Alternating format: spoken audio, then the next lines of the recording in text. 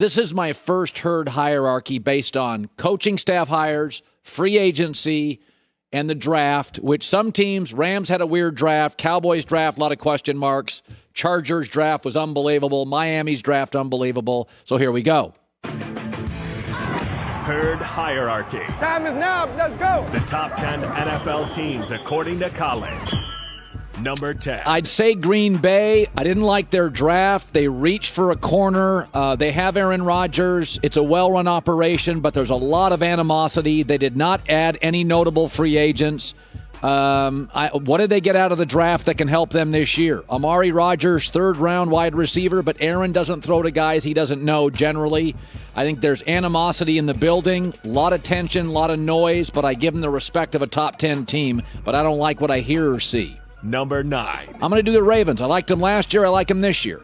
They had a weakness, wide receiver. They went and attacked it. They brought in Sammy Watkins. They drafted Rashad Bateman. That's what they needed to do. Also added to their offensive line, got Kevin Zeitler and drafted an offensive lineman early. So at least they know their weaknesses. Can Lamar Jackson play from behind? Is he as good as Josh Allen and Mahomes? I don't think so. But I like him a lot. I respect him a lot. I got him 9. Number 8. Rams. I didn't love their offseason. Yeah, they got Matt Stafford, but they lost John Johnson, a great safety, Troy Hill, a corner, Austin Blythe, their starting center, Gerald Everett, a very dynamic tight end. They're good. You can tell from their draft. They're infatuated with wide receivers and speed.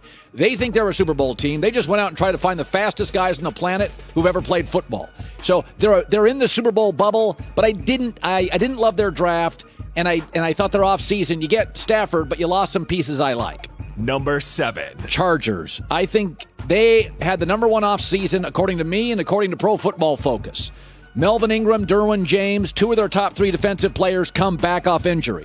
Corey Linsley, the number 1 rated center, comes over. Rashawn Slater, many people thought he was the best tackle in the draft. I think their roster is stacked. Herbert looks like a star ready to explode.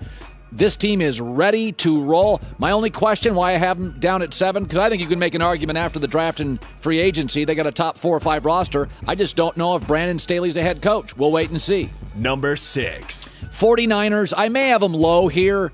It's really based on Jimmy Garoppolo. They get George Kittle back, Jimmy Garoppolo back, Nick Bosa back. That in itself is a really good football team. They also went out and they went and said, what do we do well? O-line and run the ball. And they got more of it. Alec Mack, the center. They went and drafted Trey Sermon, a running back. They went and got Aaron Banks, another offensive lineman. So they fortified what they're already really good at.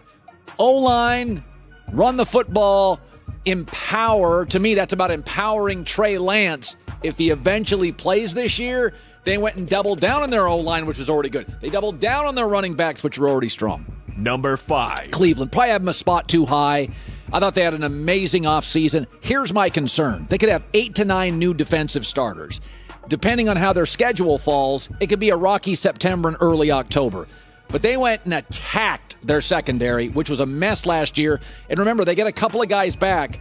Greedy Williams, Grant Dilpit are guys they drafted in the secondary, super talented, but had injuries. So we don't even know how good they are. So this is a great roster. I would argue after Tampa could be the best roster in the NFL. Really young and new faces back end could make it a sluggish September, though. Number 4. The Seahawks went 12-4. Can we remember that? And they got better offensively. New OC. They went and got Gerald Everett. He'll be their best tight end. They went and got a starting left guard, Gabe Jackson. They went and got another receiver. So let's not go crazy here. This is a 12-4 football team. Russell Wilson got more good pieces. They also went and drafted a corner. That was another weakness. So this remains a top 5 or 6 roster. The offensive line is not as bad now as everybody thinks. Number 3. Buffalo. I like everything they've done for the last 5 years. I really do. I love this organization. Their issue was they needed a little more pop offensively. They got running back Mac Breida and Emmanuel Sanders. They also need a better pass rush. What were their first 2 picks? Pass rushers. I just trust the front office and the coach. I like Buffalo. They got a little more explosive on offense and got a pass rush. Number 2. Kansas City totally rebuilt their offensive line. Plus, they got humiliated in the Super Bowl, which has a nice way of invigorating offseason workouts. Orlando Brown, Kyle Long, Joe Tooney went and got the best center in college football. They already had a good offensive line, but they said, we're rebuilding this puppy. They not only have the best offensive line, they now have one of the deepest offensive lines. Number 1. I'll just give it to Tampa. They return all the coordinators and all the starters from the team, so they would be my number 1 team. I think that's just kind of an automatic. Now, there are teams I like. Miami, but I think I put them at 11 because I just don't know what I get from Tua. But we got a lot of good teams in the NFL. As you can tell, Green Bay is very good. I put them at 10. I just think there's too much tension and animosity, and I can't imagine what OTA and camp's going to be like. So I don't know. I think the noisier a team is in the offseason, the less I like them. Hi, everybody. Thanks for watching. Subscribe here to get the latest from the show. Also, be sure to check out more of the best clips from The Herd or go watch a few segments from other shows on FS1.